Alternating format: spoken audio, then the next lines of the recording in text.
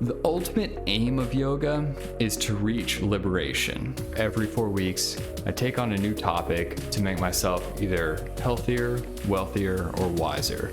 And it's something that I want to capture my experience and provide for you as a gateway to explore each of these topics deeper. People all over the world are certainly being held back from seen and unseen forces. So if you're listening to this, or if you're reading this, or if you're watching this, the oppression that you experience is probably measurably different than it would be 100 years ago.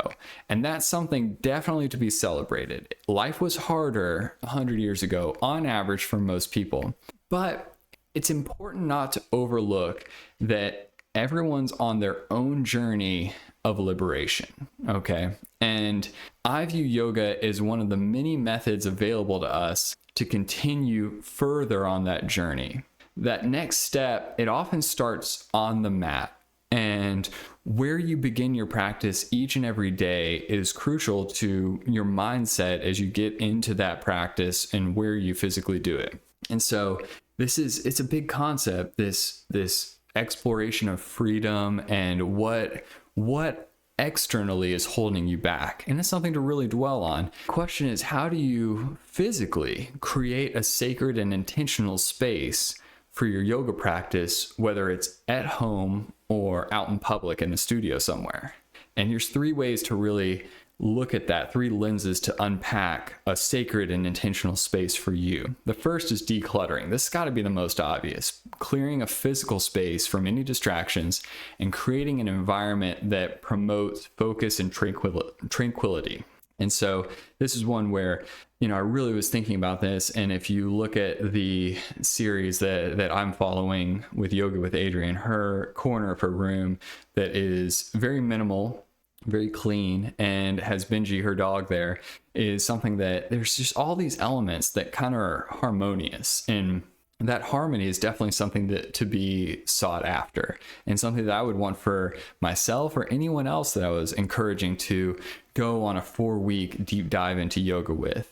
The second lens to look through is setting intentions.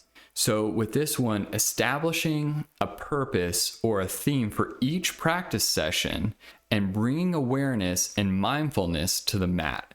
And so when I look at setting intentions, I really think about having a theme, and if it can be a 1-word theme, the simpler the better. And so that's why I really also appreciate with the program that I'm following. You can check out the link down below and jump right in and follow along with that program with Yoga with Adriene, because she has a 1-word theme for just about every single one of these practices, and even the overarching 30-day experiences as well. So setting your intentions and focusing, that's why I've created each of these questions and quotes to have something to dwell on, to meditate on, to unpack through the yoga practice. And finally, the third lens is personalization, because this is a personal experience, and adding in elements like a candle to focus on, like we talked about at the beginning of this week, or incense to help focus, your other senses, visually, smell, touch, the temperature of the room, the airflow, meaningful objects to infuse a space with.